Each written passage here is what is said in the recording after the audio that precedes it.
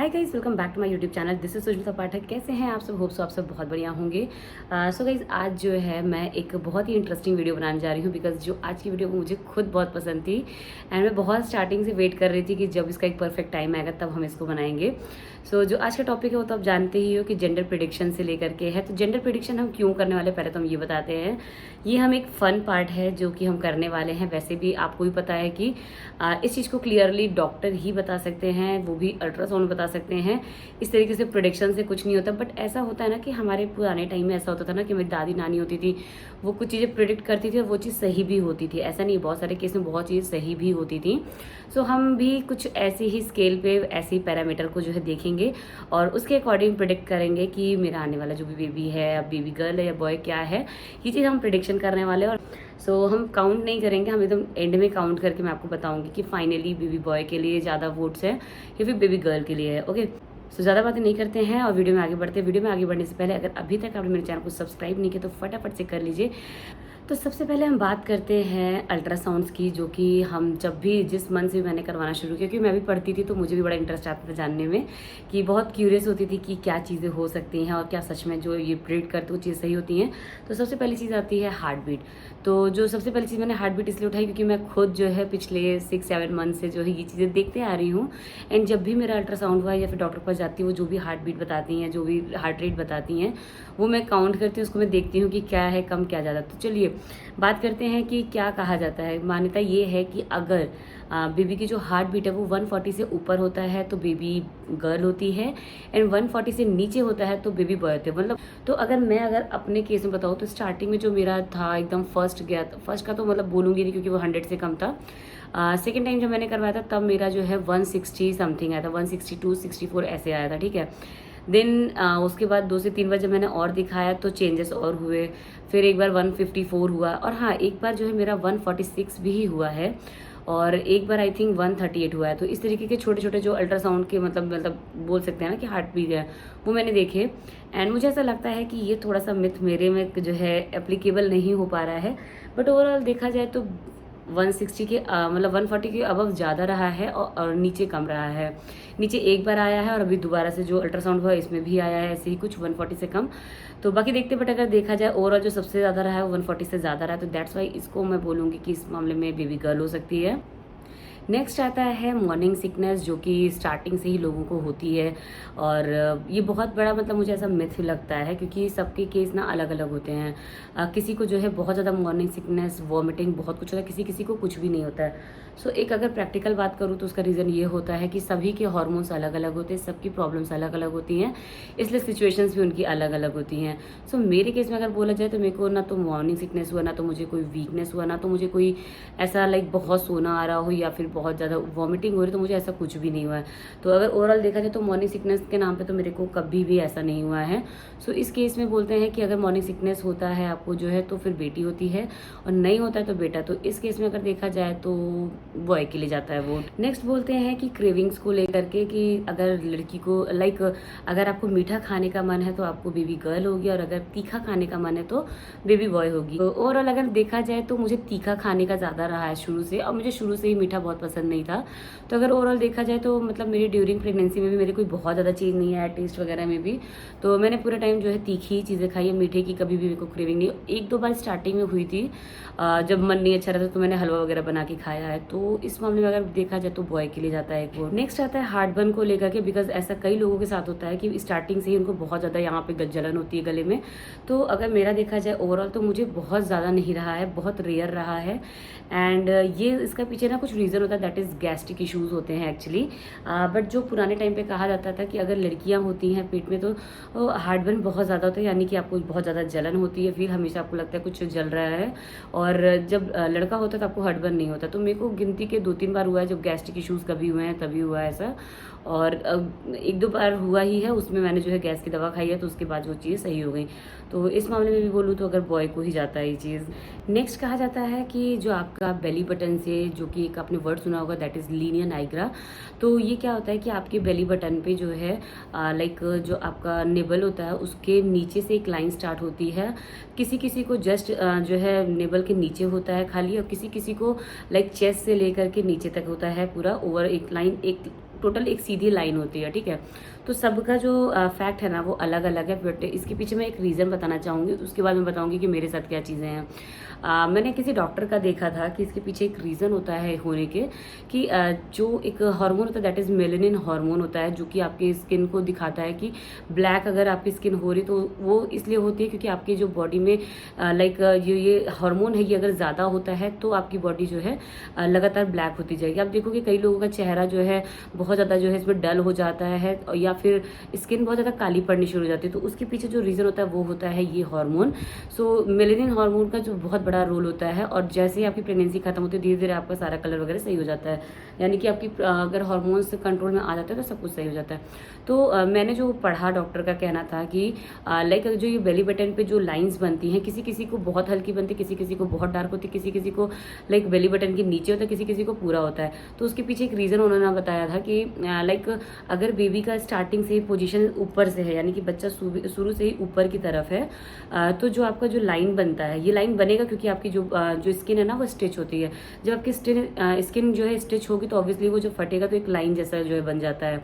तो इसका रीज़न ये होता है अगर ऊपर से बन रहा है तो यानी कि बेबी आपका स्टार्टिंग से ही ऊपर, आप देखोगे जिसका भी मतलब आपने देखा होगा कि लाइक पूरी लाइन होगी तो बच्चा ऊपर की तरफ ज़्यादा रहा होगा, और जिसका भी नीचे की तरफ होता है उसका क्या होता है बेली बटन के नीचे बनता है। ओके, ये तो एक रीज़न है जो कि डॉक्टर ने बताया था, तो और मुझे अच्छा भी लगा, सही चीज़ भी लगी कि जब किसी भी चीज़ को आप फाड़ोगे तो ऑब्वियसली उसके बीच में एक ब्रेक लाइन बनेगी।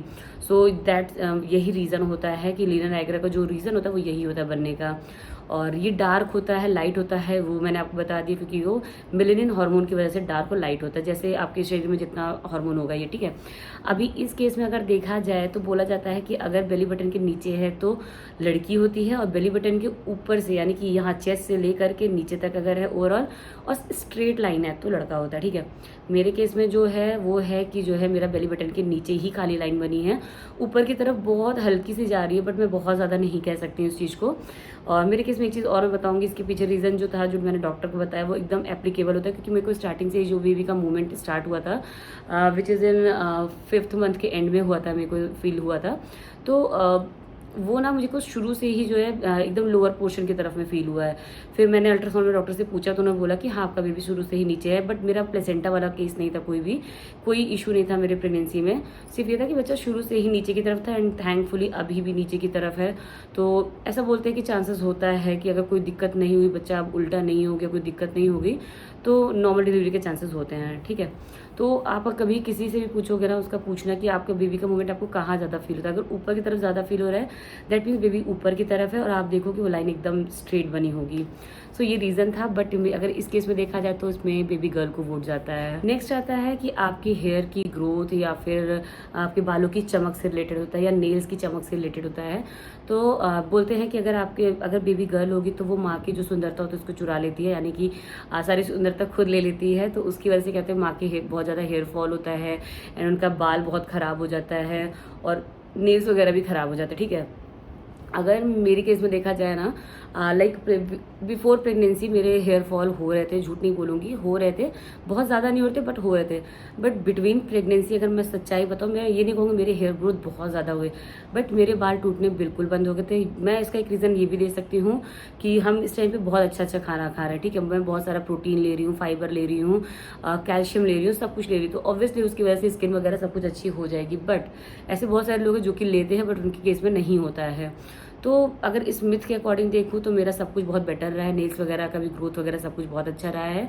तो इस मामले में अगर देखा जाए तो ये जाता है वोट बेबी बॉय को। इसी सेम चीज़ से रिलेटेड ना फेस का भी एक बोला जाता है कि अगर आपको एक्ने होता है तो बेबी गर्ल होगी, और क्योंकि जो है वो मदर की जो ब्यूटी है उसको जो है छीन लेती है, एंड अगर बेबी बॉय होगा तो आपको एक्ने नहीं होगा।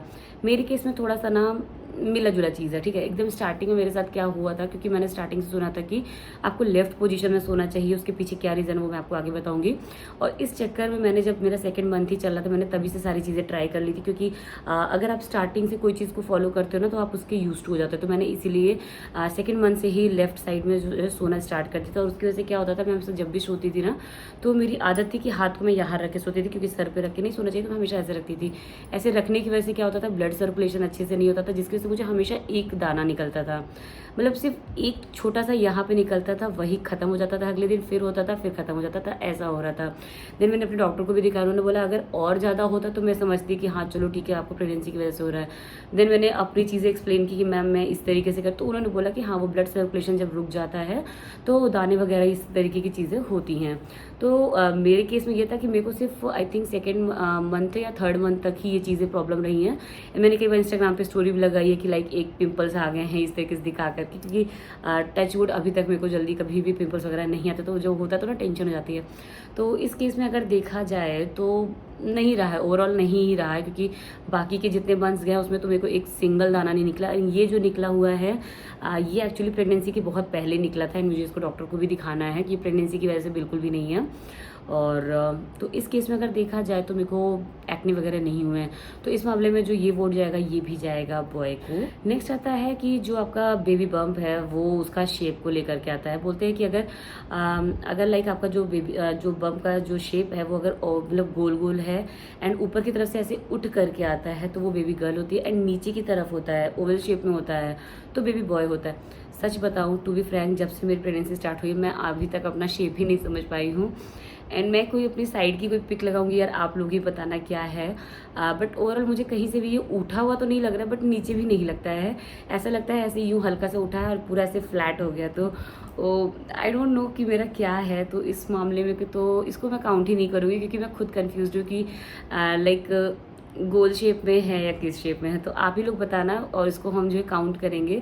देन यहाँ पे मैं कोई एक फ़ोटो ज़रूर अपनी लगा दूंगी जो मैं साइड से अगर मैंने ली होगी पिक, तो उसके अकॉर्डिंग आप लोग बताना। नेक्स्ट आता है अगर आपके फीट में कोई चेंजेस आता है यानी कि स्वेलिंग होती है तो उससे रिलेटेड, अगर स्वेलिंग होगी तो बेबी बॉय होगा, अगर स्वेलिंग नहीं होगी तो बेबी गर्ल होगा। इसके अकॉर्डिंग अगर बोला जाए तो लाइक स्वेलिंग होना, तो स्वेलिंग मुझे बहुत कम रही है, बहुत ज़्यादा नहीं रही है। तो अगर बहुत कम रही है तो यानी कि मैं बेबी गर्ल को ये वोट देना चाहूँगी। जो नेक्स्ट चीज़ है ना वो थोड़ी फ़नी है कि जो है आपके पार्टनर के ऊपर डिपेंड करती है। इफ़ आपका पार्टनर आपके साथ गेन कर रहा है तो बेबी गर्ल होगी, एंड अगर वेट लॉस कर रहा है तो बेबी बॉय होगा। आई थिंक सो मैंने सही बोला है। हाँ ठीक है, अगर गेन करेगा तो लड़की। आई थिंक जब से मेरी प्रेगनेंसी स्टार्ट हुई है तब से मेरे पति को कुछ ज़्यादा ही वेट लॉस का हो गया है कि नहीं मैं, क्योंकि मैंने स्टार्टिंग से उनको बोला कि यार आप जो है अपना वेट लॉस कर दो ताकि मैं उसको देख करके एटलीस्ट मोटिवेटेड रहूँगी, एंड जब मेरा टाइम आएगा तो एटलीस्ट मेरा ये रहेगा कि खान पान बहुत अच्छा रहेगा। तो और अभी रिसेंटली मेरे हस्बैंड ने आई थिंक 12 kg कम किया है अगर मैं सही बताऊँ तो, एंड लिटरली उन्होंने किया है 2 to 3 मंथ्स में किया है। एंड कभी इन फ्यूचर मैं उनका एक्सपीरियंस, उनका डाइट वगैरह भी आपको ज़रूर दिखाऊंगी जब मैं फ्री हो जाऊंगी इन सब चीज़ों से तब। एंड लिटरली उन्होंने 12 किलो कम किया है। अभी आप देखोगे कि पुरानी पिक्स मैं यहाँ पे लगाऊंगी और अभी एक इधर लगाऊंगी, आप देखना रिसेंटली अभी गोद भराई की पिक है, कितने ज़्यादा पतले हो गए हैं। सो अगर इस मामले में देखा जाए तो उनका वेट गेन नहीं ही हुआ है तो बेबी गर्ल नहीं है, फिर बेबी बॉय। तो एक वोट दे देते हैं, बेबी बॉय को ही दे देते हैं। नेक्स्ट आता है आपका स्लीपिंग साइड्स। अगर आप लेफ्ट साइड सोते हो तो बेबी बॉय होगा, राइट साइड सोते हो तो बेबी गर्ल होगी। अब मैं आपको फ्रैंकली बताऊं तो मैंने स्टार्टिंग से ही अपने आप को इतना प्रिपेयर कर लिया था कि मैं लेफ्ट साइड ही सोऊंगी। अभी आप सोचोगे कि बॉय इनको चाहिए इसलिए, ऐसा कुछ भी नहीं है। इसके पीछे रीज़न है, बोलते हैं कि स्टार्टिंग से जब प्रेगनेंसी आपकी स्टार्ट होती है, वैसे 3 मंथ्स तो कोई मतलब नहीं होता है, आप किधर भी सो, बस आपको पेट के बल नहीं सोना होता, बाकी आप सीधे भी सो सकते हो, लेफ्ट राइट किसी भी पोजीशन में सो सकते हो। बट जो सेकेंड ट्राइमेस्टर आता है ना तो बोलते हैं वहाँ से आपका बेबी ग्रोथ करना जो है स्टार्ट कर देता है, एंड उसको ब्लड की रिक्वायरमेंट होती है, और ब्लड अच्छे से सर्कुलेट हो, उसको अच्छे से ब्लड मिले, इसके लिए बहुत ज़रूरी है कि आप लेफ्ट साइड सो। लिटरली बताऊँ मैं ना हमेशा जो है लाइक एकदम पेट के बल सोना चाहती हूँ, लिटरली बता रही हूँ, और मैं तरस गई हूँ पिछले कई महीनों से उस तरीके से सोने के लिए। एंड सीधा भी बहुत आप नहीं लेट सकते हो बिकॉज उससे भी ब्लड सर्कुलेशन अच्छे से नहीं होता है। इन राइट साइड में होता है बट उतना प्रॉपर नहीं होता है, तो ये मेरे डॉक्टर ने भी बताया था, मैंने कई जगह पढ़ा भी, रिसर्च भी करा, तो मैंने इसलिए स्टार्टिंग से सेकेंड मंथ से ही अपने आप को हैबिट डाल दी लेफ्ट में सोने की। एंड थैंकफुली अभी तक उसकी वजह से मैं लेफ्ट करवट ही सो रही हूँ। राइट में जाती हूँ सिर्फ 5 साइड में 5 मिनट, फिर मैं आ जाती हूँ लेफ्ट में, सीधा भी सोती हूँ बट सिर्फ 5 मिनट, उससे ज़्यादा नहीं। मैक्सिमम मेरा पूरा दिन इसी में बीत जाता है अपने आप को लेफ्ट साइड करवट करने में ही। तो अगर देखा जाए शुरू से अगर मैं लेफ्ट रही हूँ तो दैट मीन्स बॉय। ये तो खैर मेरी चॉइस है, बाकी तो देखते हैं अभी इन फ्यूचर क्या होता है। नेक्स्ट और एकदम लास्ट में बताने वाली हूँ एक चीज़ जिसपे होता है कि इफ़ ड्यूरिंग प्रेगनेंसी आपकी जो ये नोज़ है अगर ये स्वेल करती है तो लोग बोलते हैं कि उससे लड़की होती है, अगर स्वेलिंग नहीं होती, कोई चेंज नहीं आता इसके शेप में, तो लड़का होता है। बट अभी मैं ये बताऊँ ना, तो मैंने भी रिसेंटली 2 यूट्यूबर्स का जो है प्रेगनेंसी का देखा था, तो उसमें 2 के अलग हैं। एक का नोज़ स्वेल किया था तो उसको लड़का हुआ, एक का नोज़ स्वेल हुआ तो उसको लड़की हुई। तो आई डोंट नो ये सही होता है या नहीं होता है मेरे केस में, बट मेरे केस में तो मेरे नोज़ में कोई चेंजेस नहीं आया है। थैंकफुली मेरा फेस भी इतना नहीं स्वेल किया, क्योंकि ऑलरेडी मैं हेल्दी थी, तो मेरे फेस पे कोई बहुत स्वेलिंग भी नहीं आई है। And recently I think 8th month से मेरा थोड़ा सा वेट लॉस भी हो रहा है। अभी क्यों हो रहा है मुझे नहीं पता है, मैं डॉक्टर को मुझे दिखाना है। तो फेस वगैरह ये सब भी जो पोर्शन होता है कहीं ना कहीं थोड़ा थोड़ा कम हो रहा है, तो मुझे ऐसा लग रहा है कि मेरा तो कहीं पे कोई स्वेलिंग नहीं है। तो इस केस में जाएगा बेबी बॉय को ये वोट जाएगा। तो मैंने ओवरऑल 12 जो है ऐसे पॉइंट चूज़ किए थे जो बता सके कि बेबी गर्ल है या बेबी बॉय है, जिसमें से एक मैंने आप लोग पे छोड़ दिया है। बाकी अगर देखा जाए तो ओवरऑल 4 ऐसे हैं जिसमें गर्ल के लिए निकला है, बाकी सब बॉयज़ के लिए निकला है। ठीक है, अब देखना ये है कि आने वाले टाइम में क्या होने वाला है। जब भी होगा तो मैं अपडेट ज़रूर दूंगी। एंड बर्थ लॉग का भी पूरी कोशिश करूँगी, बट अगर कोई चीज़ अनफॉर्चुनेटली बहुत जल्दी में हो गया, कुछ हो गया, बट ये तो यही कि ऐसा कुछ भी ना हो। मैं बहुत अच्छे से चाह रही थी कि इस चीज़ अभी तक का जो सफ़र है बहुत अच्छा गया है बेचारी, बस ये लास्ट का भी जो टाइम है बहुत अच्छे से निकल जाए। तो होप सो आप लोग की ब्लेसिंग्स रहेगी तो ज़रूर ऐसा होगा। अभी ओवरऑल जो वोट गया है वो बॉय को गया है, बट सच बताऊँ ऐसा कुछ ना अभी मैं फ़ील नहीं कर पा रही हूँ। ऐसा मुझे लगता है सबके साथ होता होगा। अगर कोई मुझसे पूछे कि अब बॉय चाहिए या गर्ल चाहिए ना, तो मेरे को लिटरली बता रही हूँ एक इतना सा भी मेरे पास रीज़न नहीं कि मुझे क्यों चाहिए और क्या चाहिए, क्योंकि मैं कहीं ना कहीं चीज़ें बहुत कनेक्ट नहीं कर पा रही हूँ। एंड मैं स्टार्टिंग से इस चीज़ को इसलिए बोल रही हूँ क्योंकि मैं सच में नहीं कनेक्ट कर पा रही हूँ चीज़ें। सिर्फ वो जो एक मोमेंट होता है ना बेबी का, तो उससे एक थोड़ा फील आता है, बाकी मुझे पता नहीं कि कुछ भी नहीं फील कर पा रही हूँ मैं। तो इसीलिए मैं अभी ये चीज़ सोच भी नहीं पा रहा। अगर कोई मेरे से कोई रीज़न पूछे तो बॉय के लिए तो मेरे पास एक भी रीज़न नहीं है। गर्ल के लिए एक रीज़न सिर्फ है, नहीं बॉय के लिए एक रीज़न है, वो है सोशल प्रेशर। कि अगर हो गया लड़का तो जो है जो सोसाइटी का एक प्रेशर होता है वो ख़त्म हो जाता है। ठीक है, जो कि आपको पता ही है हमारी सोसाइटी में कैसा वो दिमाग चलता है कि लाइक एक लड़का होना बहुत ज़रूरी है। एंड गर्ल के लिए जो सबसे ज़्यादा क्यूट चीज़ है वो है ड्रेसेस को लेके, बिकॉज़ मेरे घर में भी एक छोटी सी क्यूट सी बेबी है जो कि मेरे भैया की है। तो मुझे उसको जब देखती हूँ ना तो मुझे बड़ा अच्छा लगता है, और मैं बहुत खुश हुई थी उसके होने पे, बिकॉज़ फाइनली कोई है जो कि घर में आई जो कि फ्रॉक वगैरह पहन। तो गर्ल के लिए भी बस यही है, बाकी कोई ऐसा खास मेरे को ऐसा मतलब नहीं रीज़न लग रहा है। बेबी गर्ल बॉय का जो भी होगा बस अच्छे से हो, बस यही चाहूँगी। बाकी तो ठीक है, जो आ जाएगा हाथ में बच्चा तो पता चलेगा कि क्या फ़ील करते हैं क्या नहीं करते। अभी तो ओवरऑल कोई फीलिंग नहीं है, अभी बस इतना ही है कि सब कुछ अच्छे से निपट जाए मेरा, और आप लोग की ब्लेसिंग से ज़रूर होगा, सब कुछ अच्छा होगा। पापा की कृपा रही तो सब बहुत बढ़िया होगा। ओवरऑल अगर आपने इस वीडियो को एंजॉय किया हो तो, और आपकी कुछ सजेशन हो या फिर आपको कहीं लगा हो कि नहीं मैंने जो बोला उसका कुछ उल्टा भी होता है, क्योंकि कई लोग अपोजिट भी सोच रखते हैं, तो उस हिसाब से आप लोग मेरे को कमेंट में ज़रूर बताना। एंड इन फ्यूचर मुझे बताना है कि मेरा प्रेडिक्शन सही था या नहीं था। तो चलिए मिलते हैं एक और नई वीडियो के साथ, तब तक के लिए बाय बाय।